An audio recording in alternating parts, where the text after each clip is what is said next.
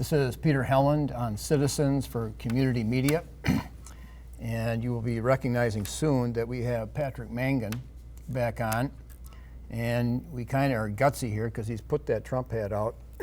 And I remember during the election, very few people would take the chance of even putting a bumper sticker or a sign in front of their yard, which was the first time in the history of this century that I know of, people are actually afraid to identify with that name. But you are not afraid. And in fact, you helped organize the campaign for him in this area. Right.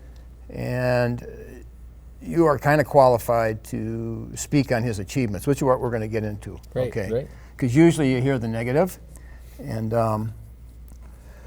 this is a good opportunity to try to maybe imagine that he could be doing something good, okay? And so you're going to lay out what you feel he is doing good, and you have a big list there. So the scripture that I want to look at is in Acts 23. And Pat and I go way back to Notre Dame. We were in some Christian groups there at Notre Dame, and we were pretty much on fire for Jesus. I mean, that's what we were about. And I haven't seen that lesson in Pat. And the bottom line is, it's Christ and his kingdom. Everything has to be measured into that. And we do not want to lose our fervor for putting Christ first. I mean, absolutely. These are basics. Being a Christian is not just a name. It's always trying to be serious and fervent about being a Christian. I mean, I know that's the way of life. Right. That's just what we've always believed. And chapter 23 of Acts, verse 1, and Paul, earnestly beholding the council, said, Men and brethren, I have lived in all good conscience before God until this day. And the high priest Ananias commanded them that stood by him to smite him on the mouth. Then said Paul unto him, God shall smite thee, thou whited wall. For sittest thou to judge me after the law, and commandest me to be smitten contrary to the law? And they that stood by said, Revilest thou God's high priest? Then said Paul, I did not know, brethren, that he was the high priest. For it is written, You shall not speak evil of the ruler of thy people. And the reason I bring that scripture up is that I've seen the pattern here. As you get older, you see patterns. We had Bill Clinton. That was a tight race. I was not a fan of Bill Clinton. And you notice that 50% of the country generally didn't like him, and 50% liked him, okay? And then they had another election down the road, and I think we put in George Bush. And generally, people that didn't like Clinton voted for Bush. And then after Bush, then we had President Obama. And the people that voted for Bush generally didn't vote. I mean, there was a little mix, didn't. And now the people that didn't like Obama tended to vote for Trump. So you see this, up and down. And every year, the hatred for the president seems to get even more. Okay? So now we're at the hatred for Trump is at a real high heat. Now, the hatred for Obama was there for people who didn't like him. Oftentimes they didn't manifest it, but people are not afraid to manifest their hatred for Trump. And then the reason I mention that scripture is that as a Christian, we can't be that quick to just, like Paul. See, Paul didn't know it, and Paul was justified on a certain level. I mean, this high priest totally did wrong, and Paul caught him on it. And that's his job, is to... Paul quoted Jesus when he called him a whitewashed wall, which is what Jesus called the Pharisees as they came forward, your whitewashed tombs, your sepulchers. And so, you have this challenge for the Christian who's also not only is a citizen of heaven, but it's a citizen of the United States. Their Christianity comes first. The Vice President of the United States, a personal friend, often says, I'm a Christian, I'm a conservative, and I'm a Republican in that order. And I think that's a perfect expression of the fact that the kingdom is first, And Jesus is first. And so we all have to live by those rules. I lived through all of those election cycles, been active with 2 or 3, some interaction in Washington with those administrations, and some interaction with Washington agencies while those administrations were in place. And I think one of the things that is becoming truer is that there is much less tolerance for an intellectual exchange than there was. I was in high school in 1976, not to date myself, but you're older than I am, so I don't mind going there. But, you know, when I came into my public high school, and I went to a public high school in Pennsylvania, I accepted Christ, so I was class president. So within a few weeks, everybody in the school knew I had accepted Christ, and I was sharing the gospel, as was my right as a student, and incidentally, is the right of any student in any school in America to share the gospel. And at the same time, a guy came back from summer break and just said, there is no God. So I was a born-again Christian. I called him the born-again atheist because he just transformed into an atheist. And, you know, most of my friends were religious people who went to church but didn't have a relationship with God. And God was sort of a retirement plan. And when I was coming to share Jesus with them, they were running the other way. But they ran into the atheist who said there is no God. And because they didn't know the scriptures and because they weren't really in a personal relationship with Christ, they had no defense. So they came back to me and would ask me questions, and I was in the Bible, so I'd answer these questions, and they would carry back the answers. And finally they said, well, would you tell him? And I said, well, what do you mean? And they said, would you debate him? Now, this is a public high school in Pennsylvania in the 1970s. And I said, well, yeah, I guess if it'll help someone. By the way, this is a perfect description of diversity, because what happened was the resident Jesus guy, me, and the resident atheist, him, got invited to debate the existence of God in a public high school during class time in front of the senior class as an extension of their college English class. And we had that as an open debate. And, you know, we had 2 different worldviews. He had no animus to me that I'm aware of. I had no animus to him. We got up and shared 2 different viewpoints. And that is diversity.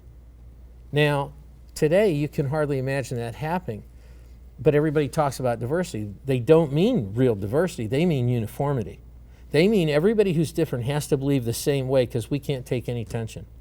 Because we're so immature, we cannot have an exchange of disagreeing values without personalizing it and putting hatred behind it. I was very unhappy during the 8 years that Barack Obama was president of the United States. I wrote about it in advance and said, I would love to have a black president. This is not the one. I've been involved in the civil rights movement for 30 years.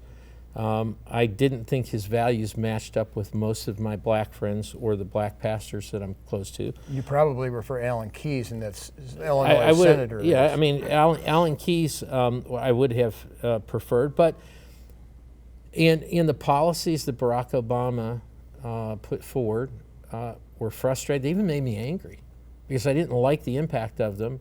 I didn't like that, you know, I worked with groups in the obscenity task force, and I didn't like that all the prosecution of obscenity went away, and I didn't like that what was done with health care, and I didn't like with the growth of the government. I thought all those things were wrong. I vehemently disliked those things. And I did not like what the president was doing. And I thoughtfully tried to write about it and share that in speaking places otherwise. The great thing about this country is we have the freedom to openly talk about the things we don't like about the government, whether we're liberal and the government's conservative, or whether we're conservative and the government's liberal. We have the right to discuss. In fact, one of the reasons that we have lasted as long as we have as a constitutional republic, we're not really a democracy, we are a constitutional republic, to be accurate. And one of the reasons we survived is the pressure that builds up towards one side fighting with the other to the point where they become violent is dissipated when you can have a good open airing. You know, when you can have a good open discussion and you can get your passions out in what you believe and know that that's been heard, nobody has a right to not be disagreed with. I mean, that's what a lot of touchy liberals are doing now. They would be ready to throw away the First Amendment to shut the people down that disagree with them. Well, just like this show, this is Citizens for Community Media. Yeah. And we have to continually be exerting our voice to have this show. Yeah, I think it's important that both sides. I've never tried to take away the platform or the voice of the other side to speak their views. I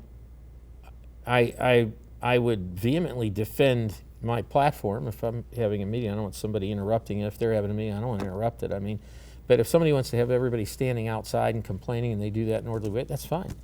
But the notion that we have to silence people is the immaturity. It's the weaker argument. It's the argument that can't stand up in the light of day, because if someone disagrees with it, it's like saying the emperor has no clothes and the whole thing collapses. And I would say that that's where American liberalism has gone, and why there is such a strong pushback from the average citizen, from the broad coalition of citizens, black, white, Hispanic, Asian, who supported Donald Trump and who continue to support Donald Trump, no matter what the media says about him, because the media is becoming systematically less relevant to our daily life. 139 newspapers closed around the country. Most people don't have 2 TV stations and a newspaper in their town anymore. And now 20% of the journalists in America live in 5 cities, New York and LA and DC and a couple of other cities. And so, now news is getting more diverse. So we've had the first Facebook president, the first Twitter president. Donald Trump has revolutionized communication with America the way that, and no less a way than FDR did with the fireside chats, and that Harry Truman did by using television for the first time to be his mode. And these are 3 presidents who have absolutely transformed the way we get information from the presidency. The White House press corps is less important because 60 million people are ready to hear what the president says with a tweet. And by the press corps, by the time it starts absorbing a few of the things of the day, he's 3 tweets ahead, and the American people have moved on, and they're almost non-issue. They're catching up all the time. And half the time, if they're filtering through a liberal filter, which many are, the American people just sort of tune that out. I mean, even if you agree with that, it's boring because, so if you don't report both sides, you're not even getting the heart of it. What it means to be American is to have the right to disagree. So that's how we franchise our rights. When you tell people they have to be quiet and they can't talk and they can't speak this way and they can't say certain words and they can't talk the way they want to, now you're disenfranchising them from the First Amendment. So I think, when you bring it back to a Christian can disagree with the president. A Christian can write their disagreement with the president. A Christian can speak out on that, but they cannot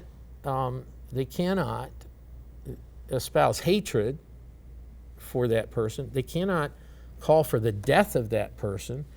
And much more importantly than all these, they cannot bear false witness against a brother in Christ.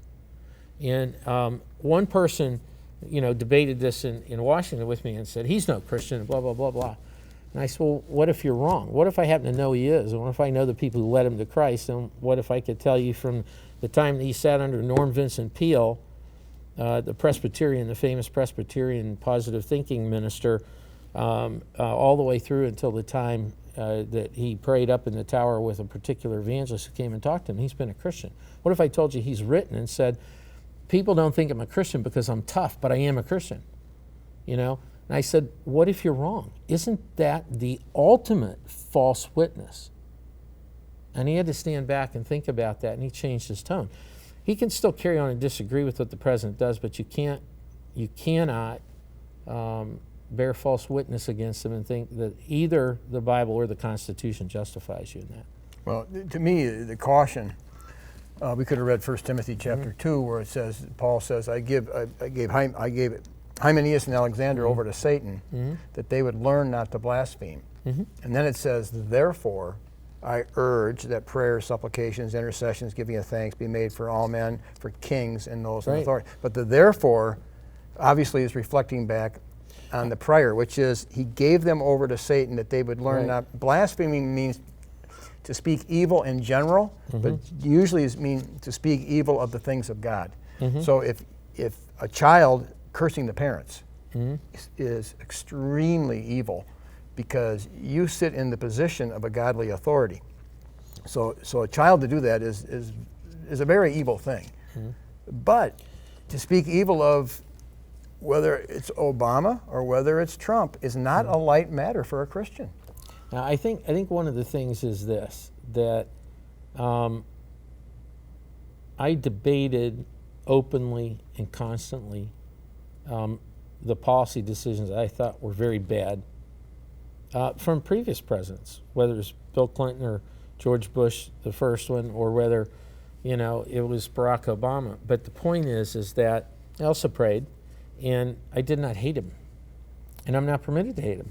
In fact, the thing is I speak about a lot of controversial matters, but I love everybody, even the people who disagree with me, even the people who hate me for simply disagreeing with them. Even though I care what happens to their soul, I care what happens in their life, and I think every Christian has to, but I'm also going to be honest. And Jesus, the test of Christianity isn't being nice. There's a cult of nice that's out there that is equating the two, and it's just not at all true. It's halfway effeminate. Yeah, and what the fact is that there were times when Jesus himself was not nice. He was always loving. He was not nice. Because sometimes you have to penetrate past superficial niceties to actually deliver a truth that will save a person's life. So I've told everybody at Citizens for Community Values of Indiana, we're going to continue to proclaim the truth that can set men and women free, even if it makes them mad first. That's okay. Well, Jesus said they don't hate you, but they hate me because I testify about them that their deeds were evil. Sure. Now, if you look at Jesus and Paul, Paul looked very similar to Jesus. Jesus rebuked, Paul rebuked, but it appears from Scripture that Paul crossed the line and he backed off. So in other words, the rebuke has to be carefully done. The Christian life is a life of honor. It is a life where you honor the truth above all, above persons. The truth is honored above personages. That's why Jesus himself insulted the Pharisees. Now, in a normal goings on, you wouldn't do that. They were the spiritual leaders of the community. Jesus did. He called them out. So there's room for prophetic utterances that are very powerful, but in general, we cannot hold our leaders with hatred, because Jesus says if you hate a man in your heart, you're going to be guilty of murder. I mean, just like if you entertain lust in your heart, you're going to be guilty of adultery. So, with Jesus and with the New Testament comes not a lower standard, but a higher standard, the standard of love. But that doesn't mean that love doesn't disagree, love doesn't exhort, love doesn't rebuke. Love does all of those things. Mm-hmm. And that's where, I think part of that is where Christians have to figure out where they're at with Donald Trump. I love Donald Trump. I don't agree with everything he's ever said or done in his past. And I don't agree with everything I've ever said or done in my past, or with whatever you've said and done in your past. I mean, that's not the test. The test is what's he doing. And I think he has an amazing response to the resistance he's had from Hollywood, from the media, from the liberal left, from universities, from the Democratic establishment, and from the Republican establishment, and that the citizens who supported him, their support's not waning. They're more excited. The campaign has not stopped, and it won't stop until he's had 2 terms. In other words, the people who support Trump Nation, which is at minimum, a simple majority of those whose passions turn into votes, whatever percentage it is of the entire country, is that we're all fired up. We love him. And the reason we're fired up is because we've seen him hold the others accountable. He's tried to do the right thing several times on a lot of issues that Congress has gotten in the way. Then he does what he can within the Constitution with a presidential order. And those presidential proclamations, presidential orders, executive orders are limited. They don't make it the law of the land forever. It's vulnerable to be overturned by the next president. So it is natural that a president like Barack Obama, who did most of what he did with, and a lot of us believe he went past what the Constitution allowed him to do with executive orders, this president would turn around and reverse all of those. And that puts us back to even.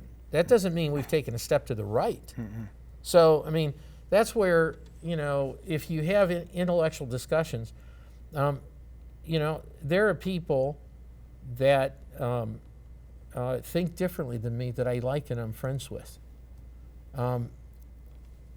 Because Donald Trump succeeded, some of my friends who think in a more liberal way don't want to be friends anymore. And I see that as their weakness, not mine. I mean, I That's not a basis. I mean, we don't agree on some theology regarding Mm-hmm. Israel. We don't agree on some things, but it's not grounds right. to disfellowship. Yeah, no, and I think that one of the things that Donald Trump has done for America is elevated the discussion back to a place where we can publicly debate and stop walking on eggshells and not saying what's true and having a media, spin it in a way that's further not what anybody meant in their heart. And everybody, oh, you can't say this, you can't say that. Yes, you can. Mm-hmm. We have a First Amendment in America. That's the power of American life, is that you can stand up and be counted. And by the way, the only way you get an honest exchange is if you encourage that and let people say what they think. When you tell people they can't say what they think, then they start seething, and then they revert to violence. So when you give air to what people are feeling, even if it's wrong, even if you believe it's wrong, I think it's helpful to let people get that off their chest, because then they can think and listen to the other side. They come into a meeting thinking, this is the only way life is, and I'm so upset and I'm so mad, and everybody says, shut up and sit down, you can't talk. We don't listen. We don't listen to people who look like you. We don't listen to people who use words like you. We don't listen to people who believe what you believe. We don't listen to people who speak in religious names. That's completely against the founders. That's completely against the Constitution. That's completely against the basis of America. So we can't have that. Right. And what Donald Trump did was throw over the tables, just like Jesus did when he threw over the money changers at the temple. The temple of public policy and open discussion is equally important to America.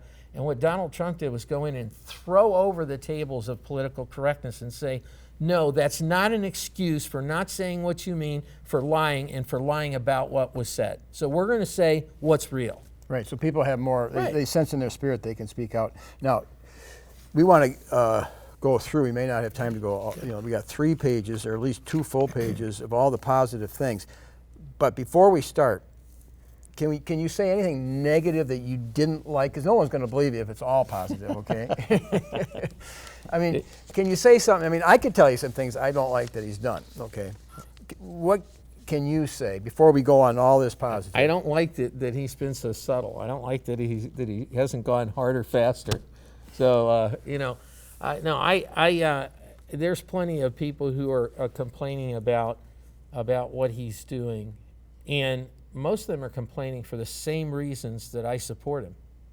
So, I don't have things that, like I don't want him to stop tweeting. He's revolutionized America by having a direct path of communication that's not filtered by the media. At least, agree or disagree, you know what he's saying, and he'll continue to respond and elucidate and expand that. So we're getting a lot more communication. I like that.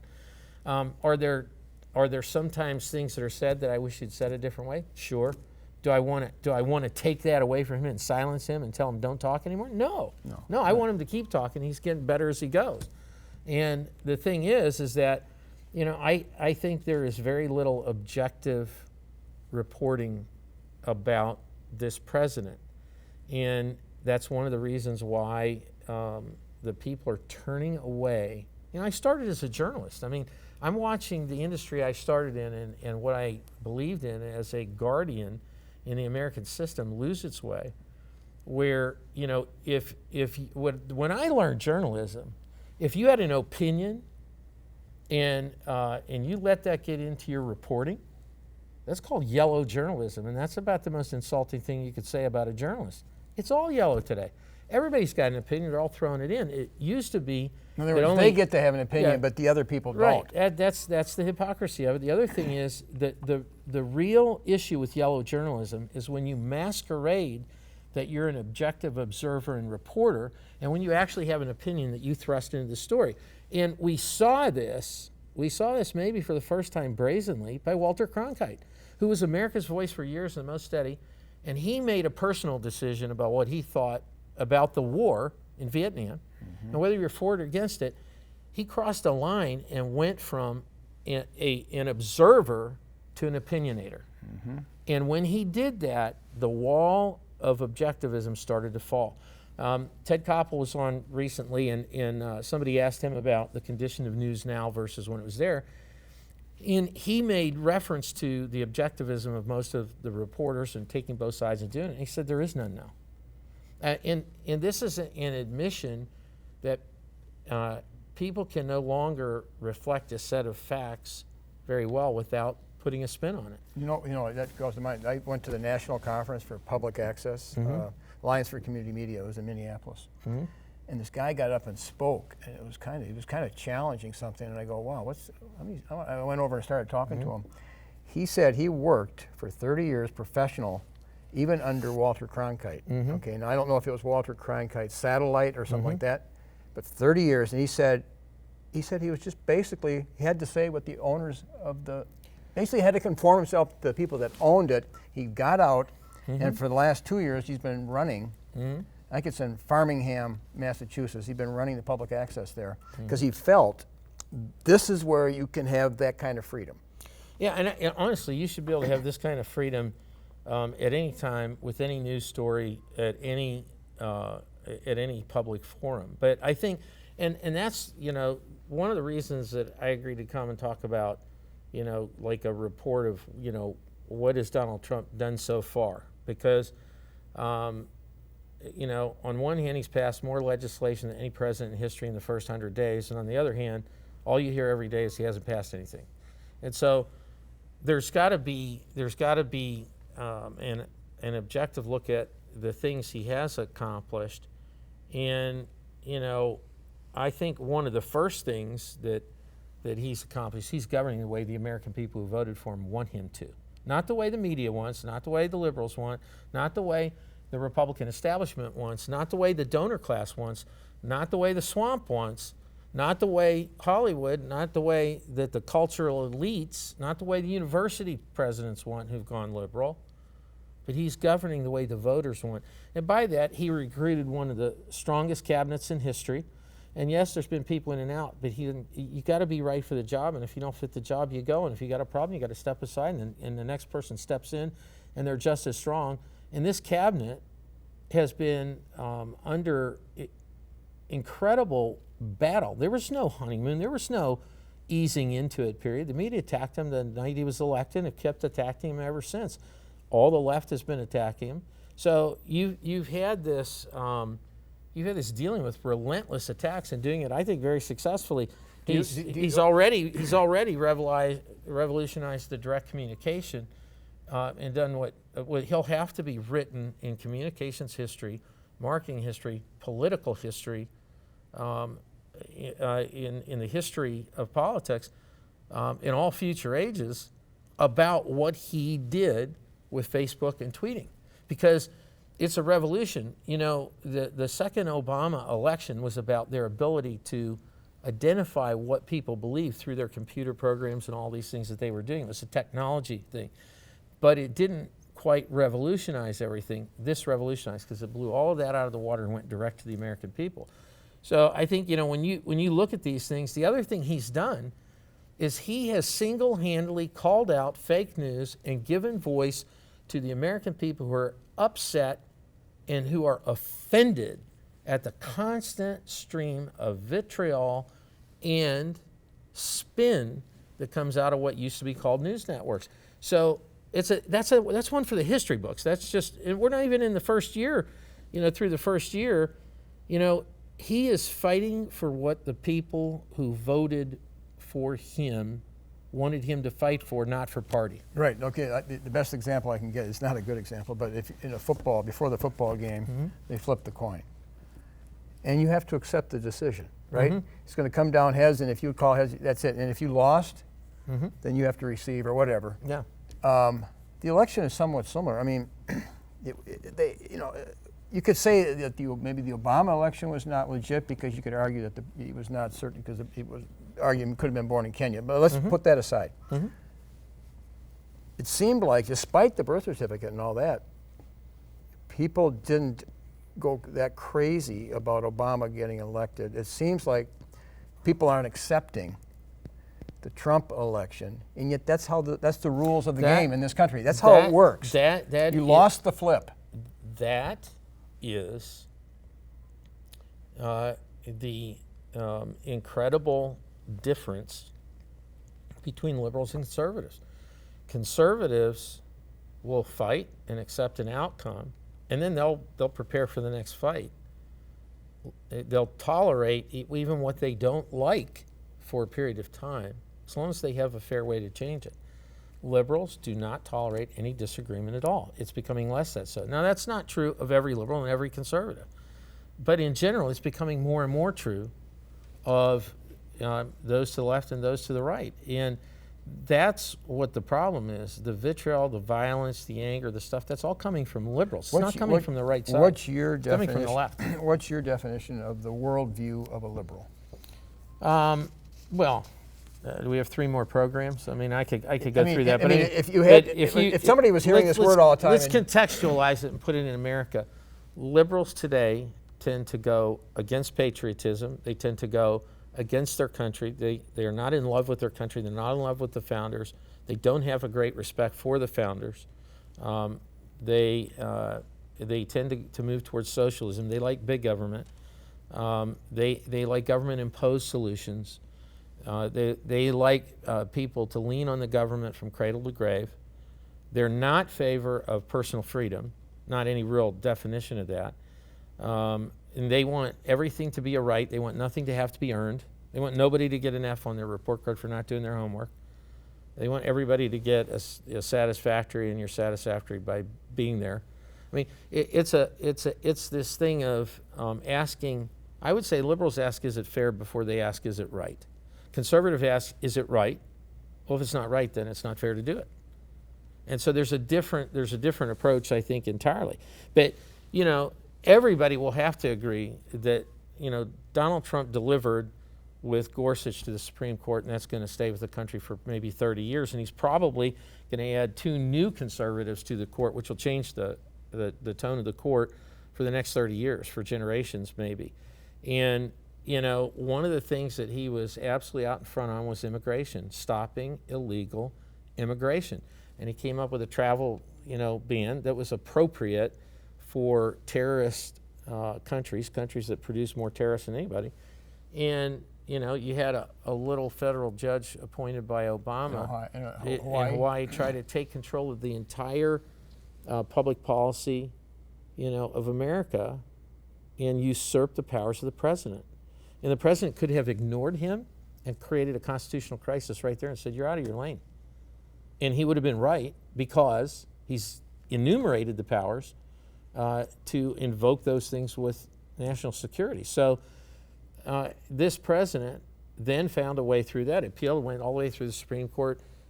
It's technical legal talk, but the injunction was stayed so that it could go on. And so anyway, he got that done, and as soon as the battle got done, he invoked a new one.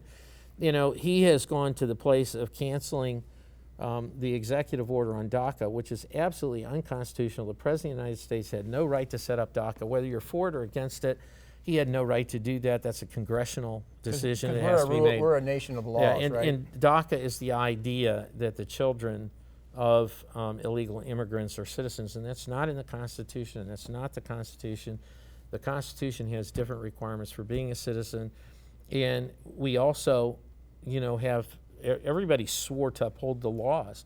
Barack Obama absolutely failed to uphold the laws of immigration in America, and he actually, through his administration, had the border agents not fulfilling that, releasing people. He released people that were arrested, over 100,000 of them. So, this is the actions of a lawless president who's acting outside his executive authority against the Constitution. So you have a president who says, I'm going to cancel it. Yeah, I know everybody has a good feeling for the people who've been here for 20 years and the kid down the street and all that, but the president didn't have a right to do it. I'm not going to certify it and keep it going. I'm going to cut this out. Now, Congress, do your job and come up with legislation about this. And by the way, if you want my support in it, you're going to build the wall, because the American people want the border secured. On whatever basis people are going to come in, it's our choice. We had 40 years in this country, we had no immigration. Through Democrat and Republican presidents through World War II, almost up to Vietnam. So, we didn't have it. Why? Because we had an abundance of it in the latter half of the 1800s, and we needed time to assimilate people to have them become American. What's different about the challenges for immigration today is that many people come here to get what we have and take it away or send it home and then leave. They don't come here to be Americans, and that's a stupid immigration policy. No other country would probably ever do that. No other country would do that. No other country that I know of does do that. We need time to assimilate people. And as we see one institution after another, their courts come out of step with the Congress, out of step with the executive branch, out of step with the schools, the universities, the media, out of step with the people, it is getting harder and harder to assimilate people and help them to become American. My forefathers, your forefathers, came here and did not continue to speak their native language, not because they couldn't, and not because they weren't proud of it, but because they wanted their children to become Americans. They came here to add something to the American story and make it more than what it was before they got here, not to get here and steal some benefits and slide out the side door. Well, that's probably why we're $20 trillion in debt. Everybody's been just... Well, lots of people have been stealing out of the pie. That's certainly part of it. But I think, when you look at like Trump's view of this, he said, okay, if I can't get the Republicans to move on things, then I'm going to work with Chuck and Nancy across lines. This is a very interesting thing. A majority of Trump supporters applauded him working with Chuck and Nancy. But Chuck and Nancy supporters are really upset with him for trying to work with the president when it's their job. So this is the difference between the left and the right. And I think, you look at healthcare. Another big thing was about Obamacare. The Republican establishment voted 42 times to completely, revoke it. And then when they got the chance to, they didn't. And so, Trump's taken two shots at this. And so he's finally saying, okay, a lot of Obamacare was put in by executive order.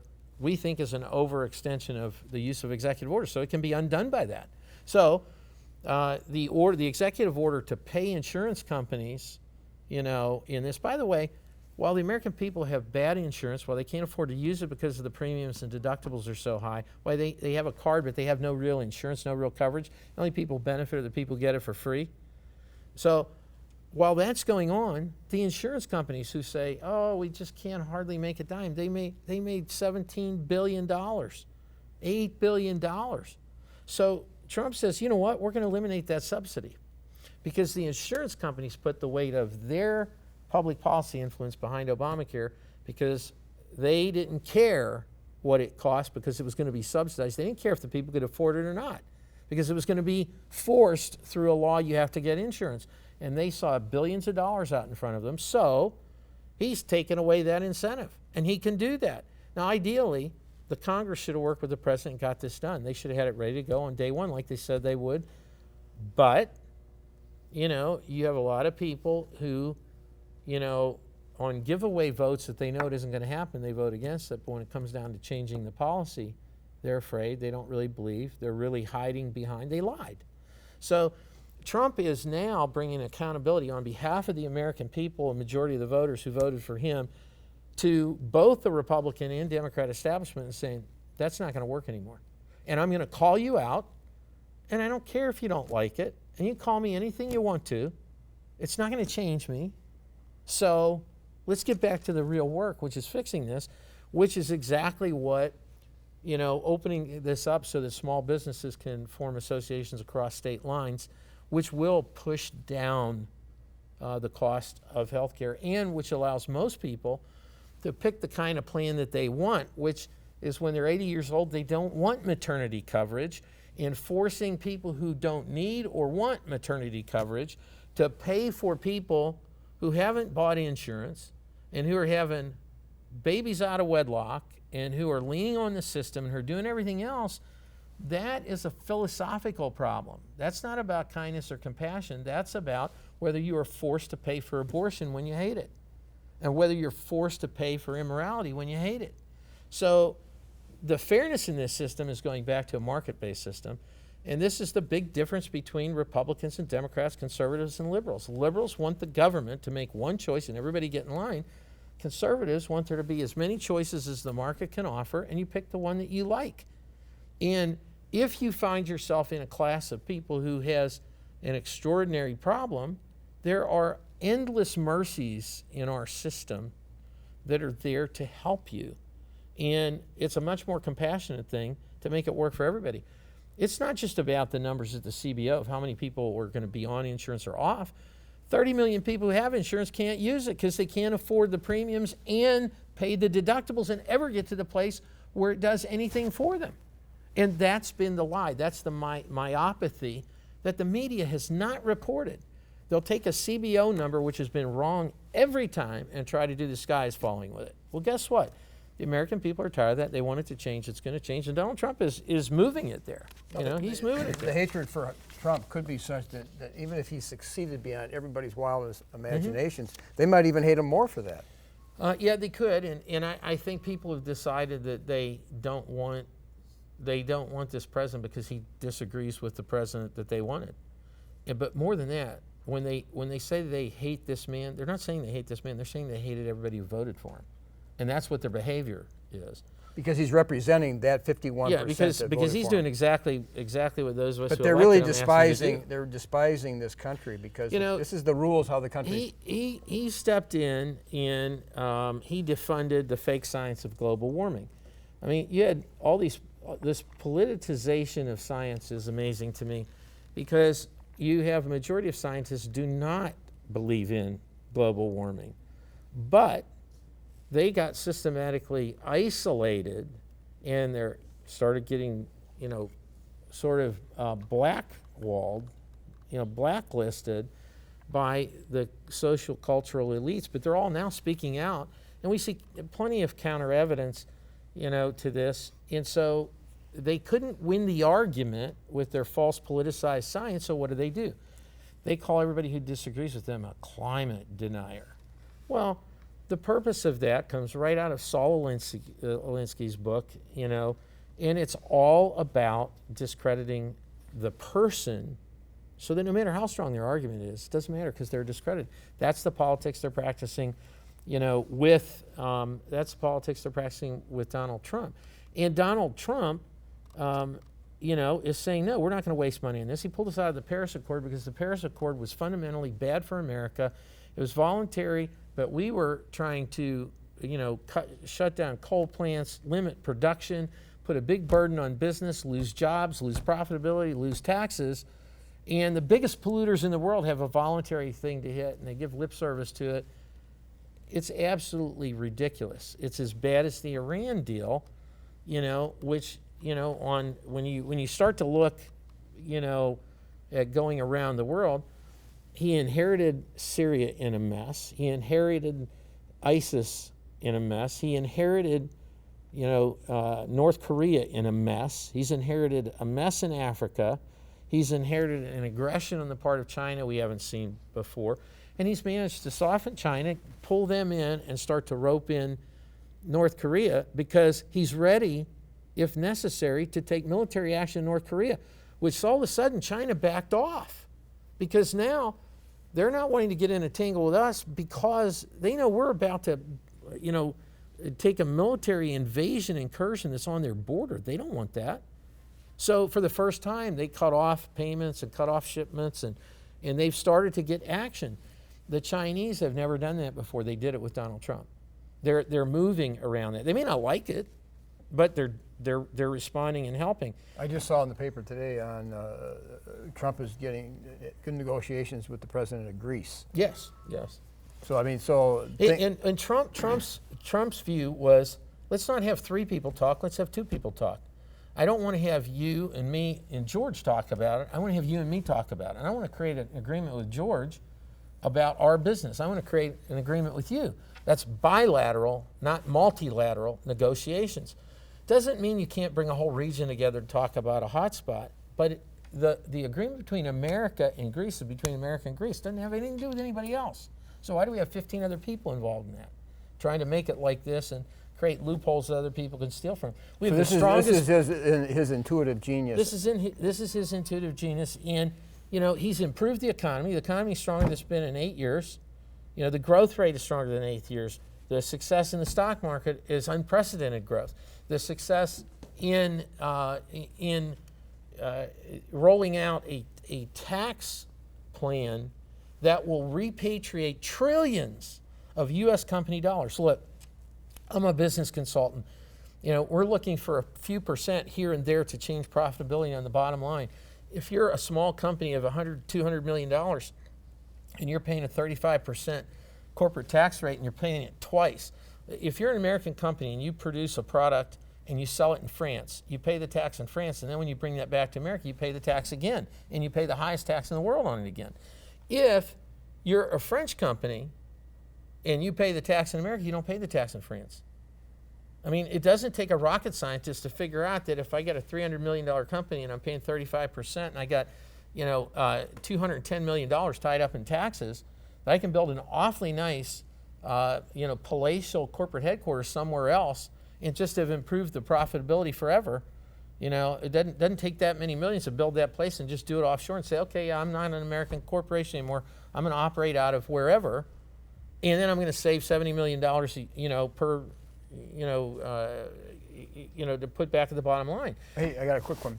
If Coolidge said the business of America is business, if that's true, then Trump is the best kind of president in a sense. He is in the sense that this is another thing about liberals and conservatives. Conservatives support business-friendly policies because they think it gives everybody jobs and gives them benefits and gives them a chance to feed and take care of their family and go on vacations and buy cars and everything else. So they think the engine is we ought to bless businesses. Barack Obama insulted entrepreneurs. You didn't build that.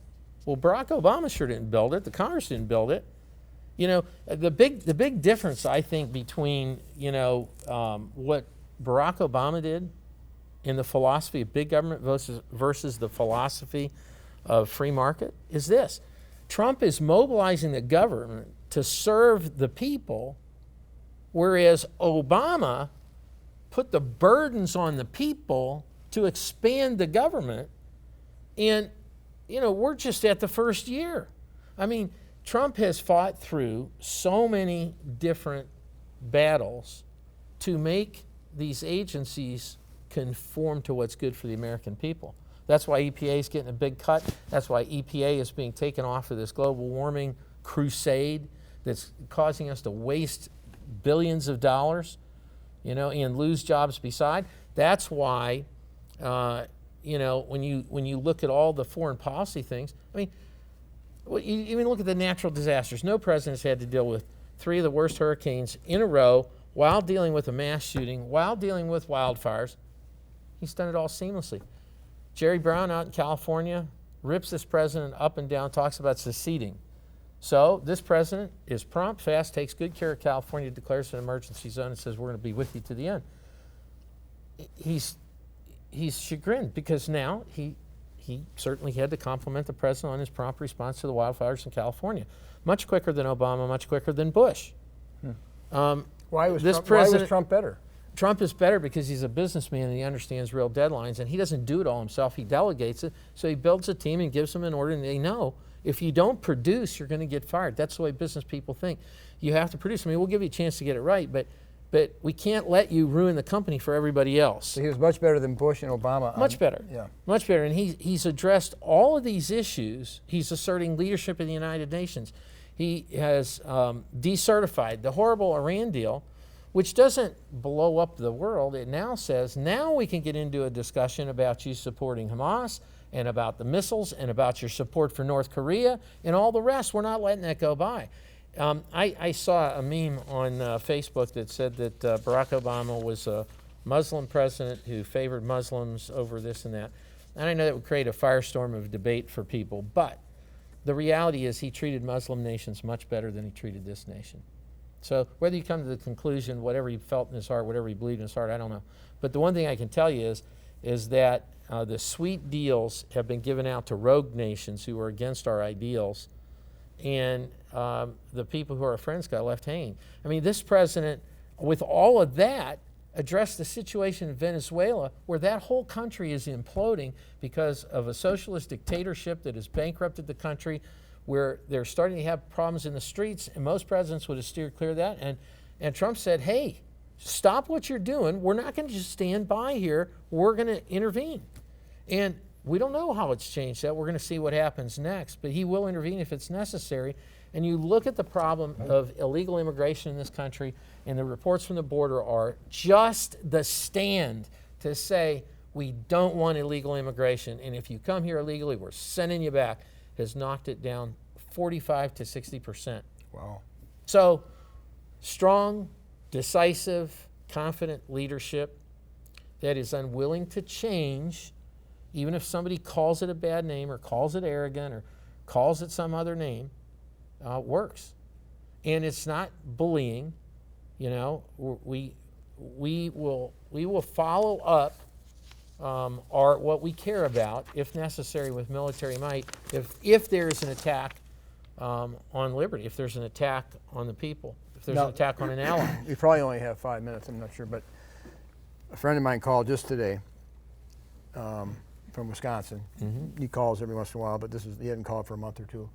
And he gets right into how the Civil War is almost here. I mean, he's Trump. Mm-hmm. And but I'm also friends with his friends that aren't Trump. I mean, right. He said it's so intense, you can't talk to anybody.